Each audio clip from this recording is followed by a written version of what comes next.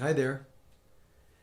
This is Michael Mirdad, and it's time to share our Friday night spiritual insights with Michael Mirdad presentation.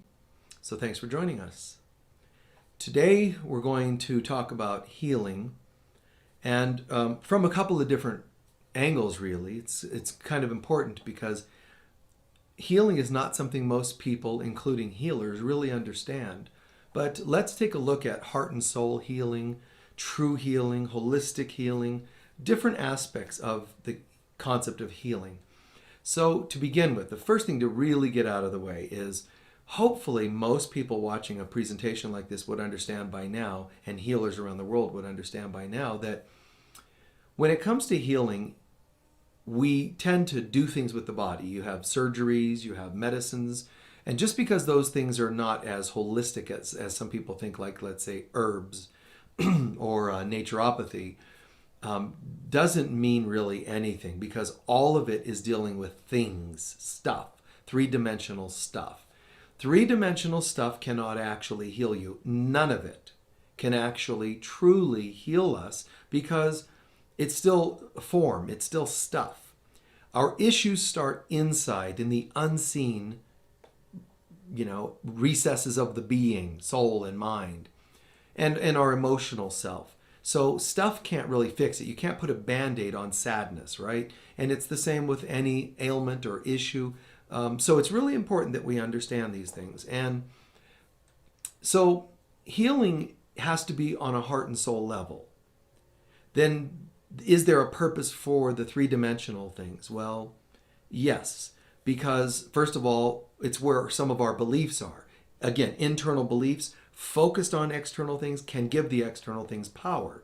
So I hope that's not too confusing, but I'm saying that our real issues are inside and have to be healed on the inside. But we can still use the external things, palliatively, or on a level that soothes us because of our beliefs. So you don't want to say, for example, wow, I'm kind of stressed today. Let me just do my work on my mind level and imagine feeling better, which is great to do. But you might also want to get a massage. The massage won't fix you, but it helps represent your decision to calm down. Therefore, it becomes a connection to the concept of calmness. Therefore, it works, seemingly. Again, it's a little tricky to explain all that, but we just want to understand that there's a place for everything. And that also means that there's a place for surgery. Some of us say, oh, that's not holistic enough. You know what? Meet your beliefs at whatever level they happen to be. And if your beliefs are herbs, use herbs. If your beliefs are whatever, surgery, then go with surgery. But just allow, instead of fighting what might help you, practice allowing it. That's just a concept to kind of soak in. So in a perfect world, in a perfect situation, opposite of healing things. We're going to go into a lot of deep things here, so bear with me. But in a perfect world, that is, even though we're talking three-dimensional, in a perfect version of a 3D world, and the 3D world isn't a perfect world, it's a world of density. It's not the spirit world, which would be the more perfect world. But in a perfect 3D version, anyway, of a perfect world, we would find ourselves in touch with our physical selves, our spiritual selves, emotional selves. We would just be in this complete, beautiful ecosystem of light. And that light would be like, every day I start my day connected with spirit, and then all of my cells would just go, and so it is. Every particle of my being, cells, emotions, all of it, would say, hey, as so and so it is. They would honor the ruler, which is ourselves, our spirits. In Chinese medicine, it's called Shen. And Shen is kind of like your heart chakra. And the heart chakra, or Shen, is the emperor telling the entire kingdom, meaning all of your systems, skeletal, musculature, endocrine system, lymphatic system, all of the systems and all the cells of the body, including the blood cells, are basically the subjects of the kingdom. They would all be doing the bidding of Shen. If Shen is weak, if your spirit is weak, if your heart and soul are weak, meaning your belief systems about who you are, you doubt who you are, and I mean, I'm talking about you spiritually, not just your like identities like CEO and whatever successes. Your real inner self, the more you're connected, then Shen is powerful, and then the subjects all hear this harmonious, loving tone from the emperor, and they all say harmoniously, yes, and so it is. When the emperor, our heart and soul, is sick, then the whole kingdom is sick. That's kind of a paraphrase or a summary of Chinese medicine concepts. And that obviously that's a system that's very holistic and is thousands of years old. So in that perfect 3D world, a version of a perfect 3D world would be that we start our day and we feel connected, and then because we feel connected, we move into our day and all the cells are like celebrating.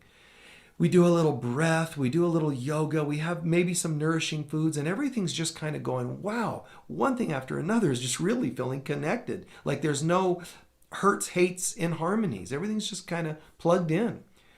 But as soon as, something happens, an email that's contentious, somebody cuts you off on the road, all of that harmony gets tempted to go off. Now, if we stay connected to God, it won't go off as easily.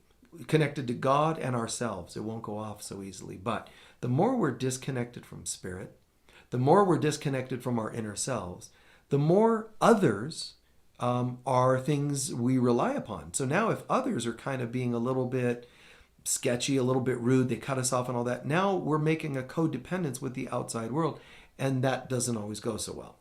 So keeping that in mind, when I start to go off, steer off of center, then everything, because now the heart, the Shen, is off, the whole kingdom starts to become confused. You start to have, the assassinations, meaning my organs start to rebel and they start to die, or they start to, destroy each other. One takes nourishment that another should have. There's inharmony in the kingdom, and that's obviously not a great thing. When the ruler is off, everything else is going to be off. So, our lives are meant to be, even in this 3D world, our lives are meant to be one of harmony. And it's kind of that concept of living in the Tao, living in the way of God. And so even on this planet, we can feel really, really great, financially, emotionally, etc. Again, things go off, I start to feel hurt, I start to feel wounded. And of course, on planet Earth, our current wounds connect to previous wounds, and it starts to create this whole cacophony of like just inharmonious sounds, just like this really yucky music of the soul. Instead of harmonious, it's just really yucky, discordant kind of energy. And again, that becomes what's called disease. So disease is just a dis of ease. It's a lack of ease, a lack of harmony. And we all have potentials of that, because stress takes us off. But stress, again, is a reaction to my not being centered. We think stress causes us a problem. Stress is actually, first and foremost, I forgot who I am. Now I'm able to react to what you're doing as though it has an effect on me.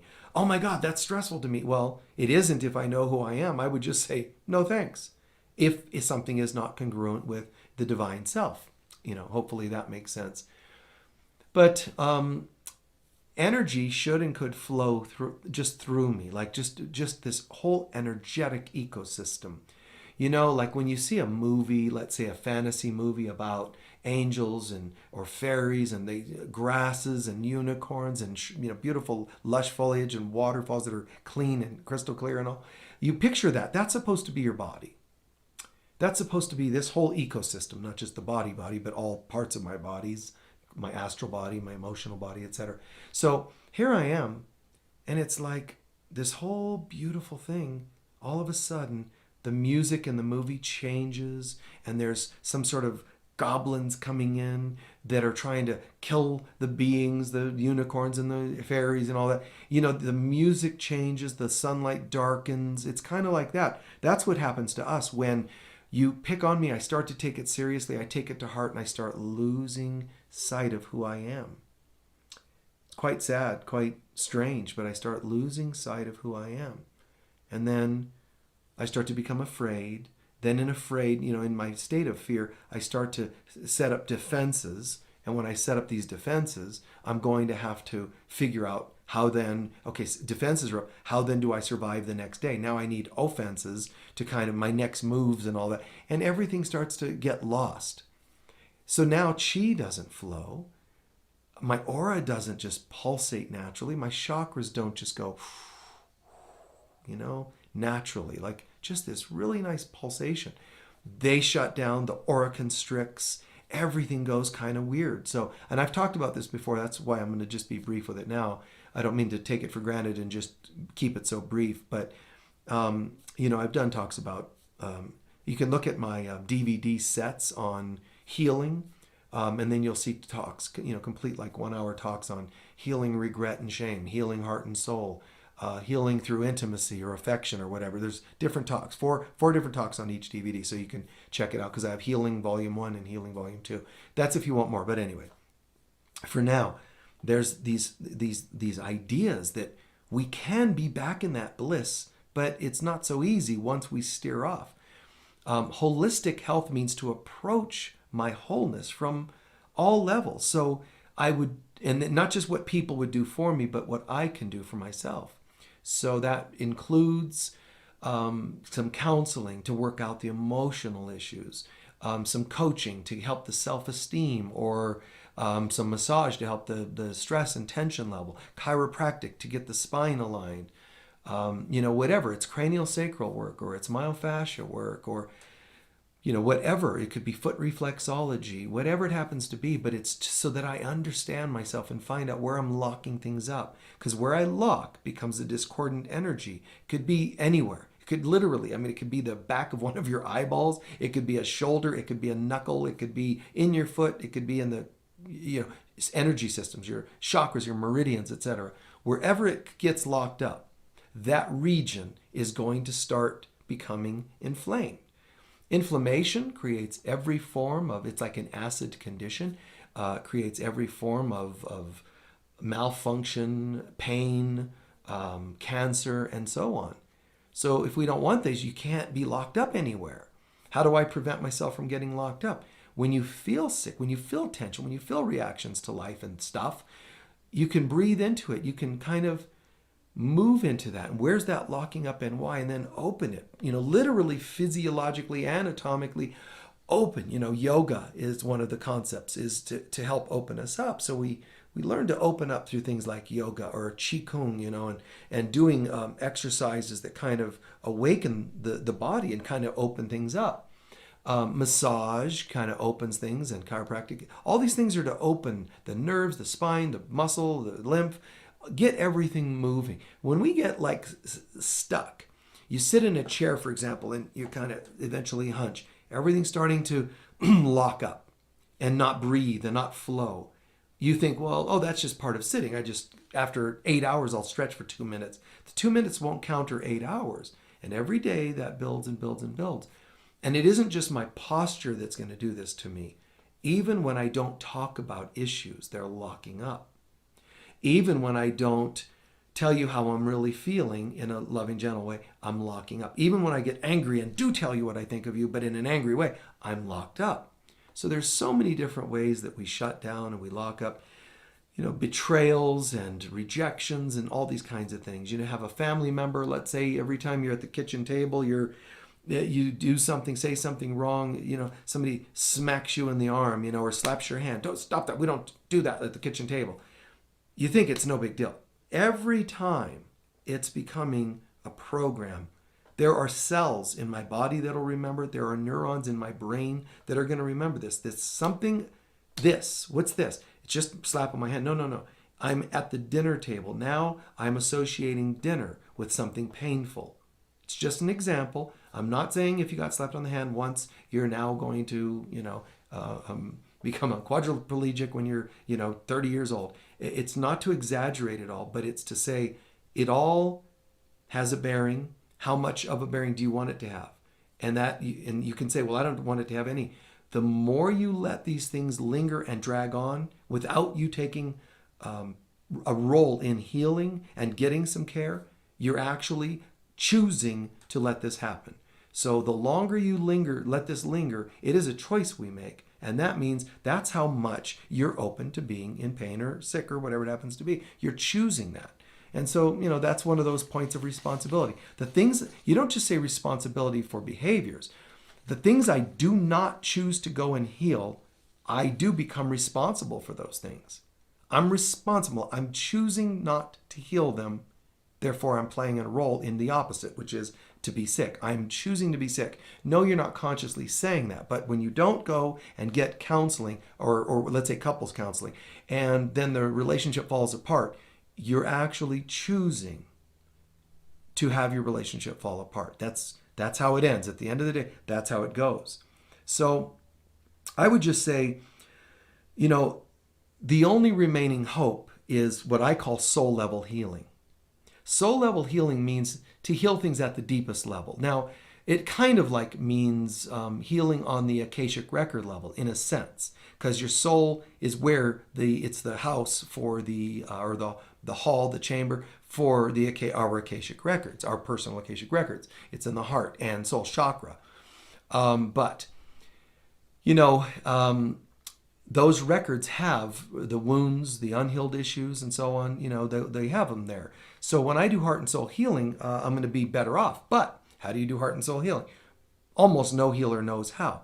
Holistic healing is the closest, meaning someone that not only does their work on you, but also encourages you to talk and connect with things. Or you go to several people and get it in pieces rather than one therapist that gets all that together. So holistic health is a really great thing, holistic healing, a great thing because it gets me on a physical level, it gets me as close as you can get to heart and soul healing, but you can also just learn how to do heart and soul healing. My book, Healing the Heart and Soul, gives you techniques like tracking and so forth, goodbye exercises, things like that just sort of get you there. But I'm not trying to just sell you on the book. The book is available. Please check it out by all means. But there are other techniques that sort of give you a version of heart and soul healing. To some degree, soul retrieval work helps you get you there. Sometimes hypnotherapy. It just depends on how deep the therapist is in their skills and in their knowledge and in their understanding. But if you have a person skilled, let's say shamanic, let's say soul retrieval work or hypnotherapy, anything, but they don't really know much about God or believe in God or understand spiritual principles of healing, it's immediately going to limit what they can do for you. So that's just kind of an aside. But you have to, if you're going to do soul level healing, you have to have the courage to face your deepest stuff, which isn't always exciting, is it? But you do. You have to kind of be courageous, and you have to remember that what is the goal behind the healing? It's not just to access my stuff. That's what I have to do to get to my goal. But the goal is not just the accessing of the stuff. The goal is going to be healing. It's going to be me remembering who I really am. So there's a play on words there. Remembering who I am. Holistic means to be whole. Remembering who I am has got to be a part of my becoming whole again, complete again. And so the idea of me remembering who I am, the word remembering means to remember, to reassemble the members of your body, or to reassemble the members of your memories, your consciousness. So it means to remember, reassemble. So for me to heal, I have to reassemble myself. Well, that's going to include reassembling, yucky memories, bring them back, let me reassemble those and look at those again. But it also means reassembling the bliss of who I am. Oh God, how exciting, how joyous. And so that's quite beautiful if you think about it. And so the goal is really a closer connection with spirit, a closer connection with God, a life, a body that more closely resembles heaven on earth. That's what a healed life would look like ultimately, okay? So, but this can seem kind of terrifying. This can seem, at very least, inconvenient to our reality, but sometimes terrifying. I mean, there are people that know things have been done to me I don't really want to think about, or it could be I've done things that I don't want to think about. That's splitting. It's called dissociating in psychology, but it's disassociating. You're disconnecting with something. Well, Do we really want to stay disconnected? No, I want to reassemble. I want to remember. And so, we can know when healing is done and it reaches our soul, we'll know because of how our feelings and insides change. We start to feel more peace instead of hidden and shrouded and secrets and all that kind of crap, that we use against ourselves and others. All of a sudden, it's like I feel like I'm just open, man. The word vulnerability is not supposed to mean terrified. You start off vulnerable, it's a little scary because of your stuff. But when you really evolve, vulnerability means I'm vulnerable in the sense that I'm invincible. I'm vulnerable, meaning I'm open, but nothing can faze me because what buttons are you going to push when I have none? I'm healed. You tease me that I'm too tall or too short. What does that mean to me? I don't even think I'm a body. I'm just a spiritual being who happens to inhabit this. And then I'm one with all beings. So a tall person's me, a short person's me, etc. I don't mean to sound too philosophical, but it's an example. People tell you, if you don't have this diet, you're going to die. And you get through realizing, instead of running with fear of all these things, you realize man does not live by bread alone. I live by the word of God. I stay connected to God, and therefore I feel okay. And I'll eat what I feel drawn to, but I don't mean, when I say I mean all of us, any of us. When we make the right choice, we're like, I just feel okay. I just feel inspired, and I'm here and I'm doing my best to thrive in Eden, so to speak. And then you start seeing Eden more and more. The ego wants to make us doubt who we are. And then when we get healing done, it makes us want to doubt our healing. So it's like it doesn't really serve us any grand, loving, forward-moving kind of a purpose. It just wants us to keep going backwards. So when you start working on yourself, you're going to have moments in your reassembling where some of the things you're reassembling are from, clearly, obviously, from the past. And when you do, some things are going to be parts of yourself, talents you have, and so on. But some are going to be some old memories. And when those come up, the ego is going to say, well, I see you're trying to heal. I'm not real happy about that. But I have an idea. When you try to heal, I know that you're going to be reassembling. When you do, I'm going to just put some almost like ghosts into some of those memories. I'm going to make them scream when they come in. So all of a sudden you have this memory of somebody shaming you when you're 5, or you doing something wrong when you're 10, stealing a piece of bubble gum when you're 10 and getting caught and all the terrible things that they said about you. And it's like, oh my God, you start to go like into terror. What you're doing is you're regressing into the past. That is a regression. Some people will say you regressed, right? Or you're regressing. You're being pulled back to your old self, the wounded self, the scared self, and the ego is applauding the whole time. What God is saying is, yes, I agree that we want to reassemble and have yucky old memories come up, but for a different reason. The ego says, I want them to come up so it can scare you back into your past so that you're not living in the moment. Spirit saying, I want them to come up so you can see them from what they are, and in this moment disperse them. So one is an age regression and one is a time convergence. One is a regression to the past. The other is bringing the past to the present to be released, thus freeing your future. So it's interesting how similar these things can be, but seen from two different places.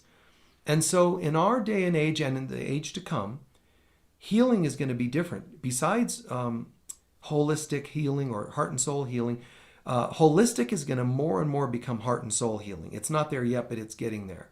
I just would presume to approach, let me just approach it from heart and soul healing instead of just holistic. But it's fine. Holistic's great, but at least get holistic if you can instead of just allopathic or surface level healing, like Band-Aids on everything and repress all your feelings. Instead, let me just become more holistic. That's your first goal so that you can get to true healing. Secondly, shift when you can in your beliefs and in your behaviors and your techniques to heart and soul healing, such as the techniques I've taught. And then that starts to kind of dissolve, so to speak, in a good way. It starts to dissolve and you realize I'm becoming preventative in the greatest way. I don't even have to practice holistic, although that's good to do. I'm just saying it doesn't become an obsession because it dissolves into heart and soul. Heart and soul becomes my preventative methods. It's preventative medicine Because when I learn to have a relationship with myself and see what ticks inside of me, what I have not healed, it's going to become an illness. When I heal it, it's preventative. Now it's not going to become a sickness. So you learn to track things down and release them before you even get sick or when you first see the first symptoms. That's truly heart and soul healing and preventative medicine at its greatest. Preventative doesn't just mean you go for walks more often, you eat certain foods that are more nutritious and they give you more, oregano oil in tea is really great for your immunity. Echinacea is real great for your immunity. That's called preventative, but it's still substance oriented, which is great. It's better than nothing.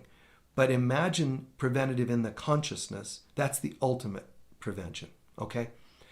So the next thing is, as we move from holistic to greater preventative or heart and soul healing, that also means healers are going to change. So I'm just here to tell you and predict healers are going to more and more become people that create a safer, more loving environment in their healing rooms, but also in their own hearts and souls.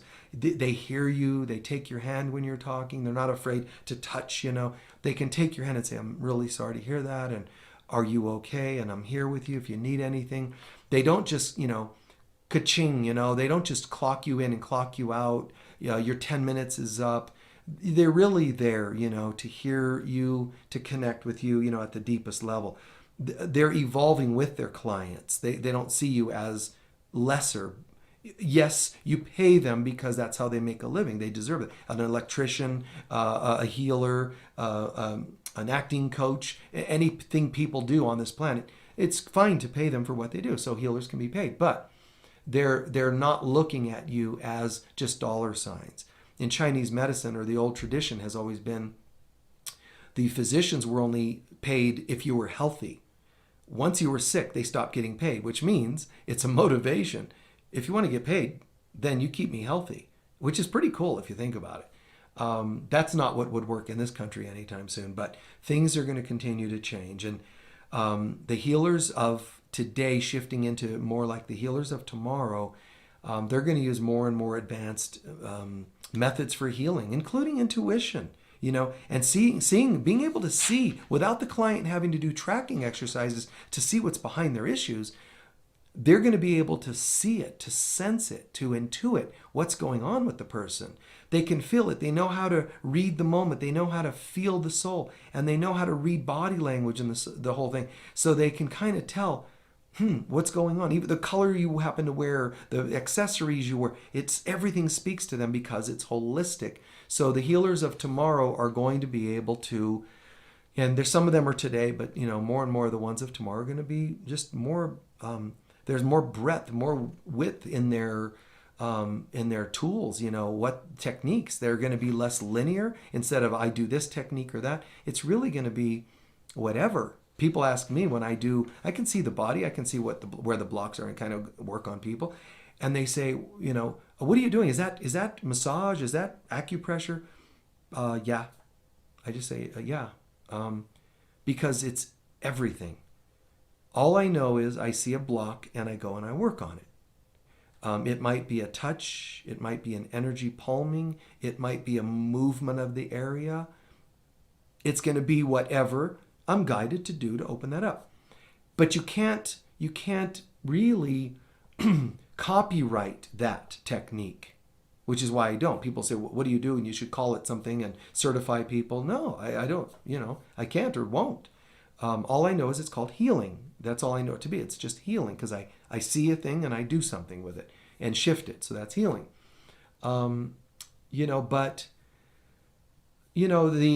calling it a linear name or whatever, and then telling people this is a technique, it's then no longer spontaneous as much. I mean, it might be some, but not as much spontaneous. And if it's not spontaneous, it's not as easily guided because it's structured. I will do this and then this and then this. And to me, that's structured. To me, it's going to be what's right in any given moment. Now, because you can't copyright it, you can't charge people quite the same to teach them. In other words, you can't do a training and a certification and a licensing. You can try, but you can't really easily do that because you can't pin it down. You can't own it. And if you can't own it, it won't be something that modern healing and medicine digs because they want to be able to control it instead of saying, well, Just practice looking and feeling, and then a little of this and that. They want to tell you how to do it, when not to do it, and make sure they wrong you if you don't do it their way, and charge you if you do it their way, and so on. It's just kind of real strange. But again, that's part of the world that's changing, I might add, That's going to be what's going to continue changing. Medicine is interesting because 10, 20 years ago, we could say allopathic medicine is this way, holistic medicine is that way. It's not even locked in like that anymore. It really is starting to overlap. Nurses are more easily doing therapeutic touch, Reiki. You look at some of the mainstream doctors are using what they call dry needling, which is acupuncture, because they're dry needles. They're not, injections of any kind. They're not hypodermic needles or whatever. They call them dry needles. So it's like, come on, guys. We got to keep making up names to make things acceptable. Just grow up. Let things be cool and spiritual and holistic. But that's not where they're at. But it's all kind of melding where you can't as much distinguish one thing from another. There's still money to be made in medicines and so on and so on. So that's a bummer. But years ago, surgeons started incorporating music in the surgery rooms, and so that's just one little step years and years ago. So that was at least something, because they found out music was proven to induce healing and increase the speed of healing. So just something to think about. So I believe that's going that direction. Now, the last topic, though, from heart and soul holistic healing to the healers of tomorrow is the topic of unhealed healers. Now, we're all made, mind you, in the image of God, but the common idea is really for people, unfortunately, we're taught not just that we're one with God by some teachers, but most people are taught to fear God, and that concept of being afraid of God really is the root of it leads us to feeling alone and unhealed. If we for any reason distance from God, we start to feel afraid and alone. Feeling afraid and alone, even if we're good healers or spiritual teachers, feeling afraid and alone starts to make us feel like there's a wound, a piece missing. So that's the wounded healer or the unhealed healer. The wounded healer is a common term you'll hear even in Greek mythology, but the wounded healer. The wounded healer really is almost everybody that does healing work. Not because I'm saying we're all flawed per se, but wounded healer means, I'm saying the wounded healer means it's people that don't have their maintenance program in order. Because the healer's still going to have issues come up. All healers, we're human beings. But if you don't have a maintenance program to continue fine-tuning, working on yourself and fine-tuning yourself, your issues, your thoughts, your beliefs, whatever it happens to be, then the wounds start getting in the way and it becomes more evidently a wounded healer, if that makes sense. Hope it does. But and this is, parents are wounded healers. Parents can be wounded healers. Healers, of course. Counselors. I've known counselors to just let their stuff totally get in the way. I've known AA sponsors to totally let their stuff get in the way. They're not supposed to. It's against their morals, their ethics. It's supposed to be against their licensing, but it happens all the time. But if you're a healed healer, it's not going to be as likely. Healed meaning responsible healer. It doesn't mean you're perfect, just a responsible healer. There's clearly people that are going to do massage with unhealed stuff going on, and then it can get in the way and get in their mind. Not just because you could have sometimes a little bit of thoughts on the level of objectifying bodies. Even if you're a doctor and a body is taken into an ER, on a gurney or whatever, and you start to feel like, oh God, that person's just way messed up. I'm not going to be able to help them. That still reveals my fears. Therefore, that's my unhealed stuff. Does that make me bad? No, it makes me human. But my job is to sit when I can, step aside and go, what was that? I had a moment of doubt. Those are bodies brought before me that I'm supposed to be able to help, and I let it get the best of me. That's the unhealed healer who starts to track and look within and heal themselves, which is really great. But some of us don't do that. We repress that. I didn't have that thought. I didn't have that fear. I didn't have that feeling. We repress them, and then it's going to continue taking off. So unhealed healers can involve, like I said, parents, counselors, whatever it happens to be. The archetype in Greek mythology for the unhealed healer is known as Chiron. Chiron, you have to understand, Greek mythology, interestingly enough, is multi-layered. There's people that made up the mythologies, people. There's god, goddess archetypes that made up the mythology. There's even planetary bodies. So there's an actual Saturn type of person there, or ruler, let's say. Poseidon, or any Athena, any of them can be a person, like a ruler. It can also, and is also, I should say, instead of can, is also a planetary body. Hence, astrological constellations made up of those names of gods or derivatives. And then there's, so there's people, there's people of authority as well. But there's planetary bodies, literally bodies, as well as constellations. There's gods, goddesses. There's several layers of this. But Chiron in Greek mythology is thought to be a child of Saturn, Kronos, which is Saturn. And so it's interesting because they don't discover, I mean, the Greeks are saying this 3,000 years ago, and yet astronomers go, hey, look at that. We're looking at our, scopes and saying, telescopes, and saying, oh, there's a planetary-like body. They call it maybe a minor planet. Then they're saying it's an asteroid, and they call it Chiron. But it's interesting because to the Greeks, Chiron already existed, and it was a child of Kronos or Saturn. But they find Chiron floating out near Saturn, which to me would then mean it literally is a body probably broken off at one point from, like a substantial side piece, potentially of Saturn. So it's a child of, so that would be like the metaphor. But there's also people that play out the archetypes, and then there's also god-goddess stories, multidimensional stories that play out the archetype as well. My point is Chiron is the unhealed healer. Now, if you want to understand what an unhealed healer is, you can look at the story of Chiron, because he's the archetype of the unhealed healer. So he is he's born of Kronos or Saturn and also a sea nymph. So the two of them get together, they mate, they have this child, but the child ends up being like a centaur, half horse and half man.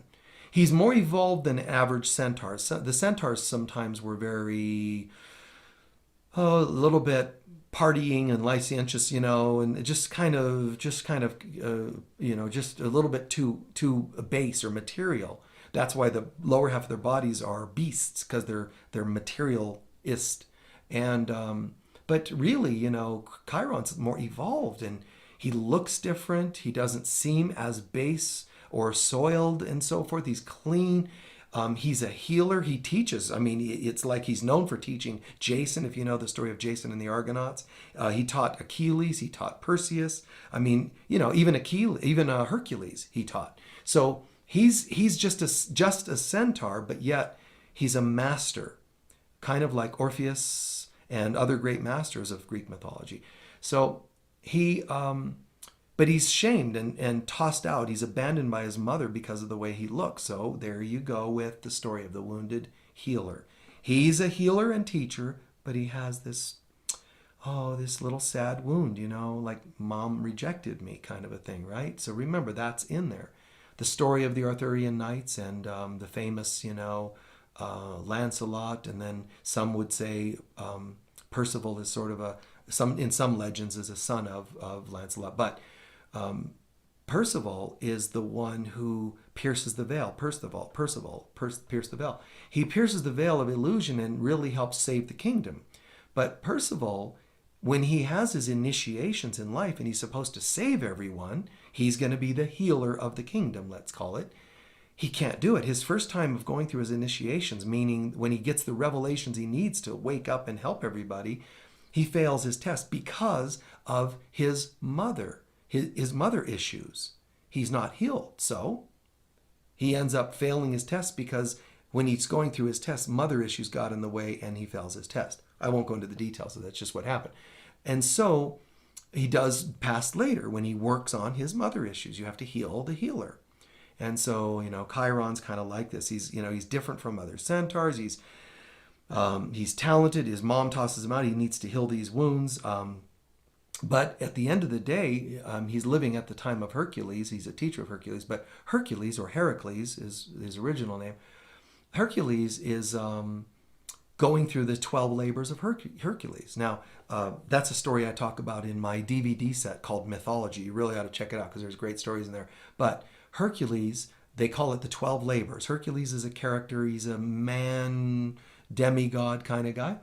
And, Alexander the Great is said to be a descendant of Hercules. So Hercules is a god man, but for various reasons, he's trying to become cleansed of some regrets. And so he's told to go through these 12 impossible tasks. Each one of them is impossible. 12 of them are exponentially more and more impossible. So there's no way he can pass them, but he does. Because he's so clear and devoted that, number one, he's connected to God, and number two, he's committed. This is what mastery means. He's a master. He's choosing to be a master. So he goes through what's called the 12 labors of Hercules. And the fourth labor is where he has to battle with these centaurs. And so he's battling with the centaurs, and Chiron happens to be there. So he's shooting these poisoned arrows, and the centaur, Chiron, gets hit. And now he's in pain, but he's a god, not just a centaur. He's a child of a god. So he's immortal. So he's now constantly in pain and can't heal because it's this poisoned arrow, but he also can't die. So poor thing, now he's in constant pain. And it's like the gods are like going, wow, this poor guy, he's just wonderful, but, we can't really save him. We're not sure what exactly we can do to help him. But what's interesting is there's a point where Chiron, again, he's symbolizing the unhealed healer, but Chiron sees another Prometheus, another Greek story. Prometheus is fated because he did some things that disfavored the gods. His fate was every day he was strung out and strapped out into the hillside or whatever, a mountain, and birds would come and eat out his liver, and then it would start again the next day. There's all kinds of symbolism to that. It's not as weird as it sounds. It's like Adam's rib. Eve came from Adam's rib, right? Okay. So it's not literally that she came from Adam's rib. It's like she's a part of him. Metaphor. So Prometheus is having his innards eaten out, or his liver eaten out every day, just ripped out and eaten, devoured. And, Chiron goes, let me take your place. Hell, I'm in pain anyway. And this is going on and on. Why should there two people be suffering? Isn't that amazing? Think about it. This is what a savior does. Let me help you in your pain. The downside is an unhealed healer can be a rescuer. Oh, you're in pain? Let me be in pain for you. So understand, there's two levels of the story. We don't want to be the you're in pain, let me take your pain and be in pain for you, but we want to be helpers and so on. So the lower aspect of Chiron would be maybe a rescuer, but the higher aspect is he's a savior. So he says, let me help you. And then the gods go, wow, this Chiron, he's for real. They immortalize him as the constellation Sagittarius. Hence the centaur, but in Sagittarius, but they immortalize him as Sagittarius. And no matter what's happening down on Earth, Chiron is aiming for the stars. He's looking for higher purpose, higher function. So there's all kinds of really beautiful things to it. But there's also deeper meanings to the moral of the story. But he represents the healer.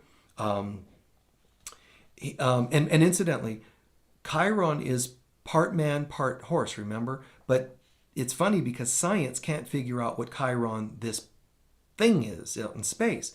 They said it's an asteroid. Then they called it like a minor planet. Then they said, wait, we think it's a comet. So the latest news is it's supposed to be a comet. But it's cool because it's blended of different things and they can't figure it out. And look at how Chiron, to the Greeks 3,000 years ago, was already that thing. How did they know the things that scientists today are thinking in their brilliance, they have it all figured out, you know. And eventually they'll put Pluto back in, and they're already talking about Pluto becoming a planet again. It's really kind of ridiculous. They shouldn't, the people with the heads should not be replacing the people with the hearts. They really shouldn't. They should just stop talking. I mean, there's a place for all of it, mind you, but when it goes excessive, it's just like, just stop talking. You made Pluto not a planet, not because I'm trying to defend the planet or astrology or astronomy. It is a planet, and it is relevant astrologically. So you don't just toss it out because you think such and such.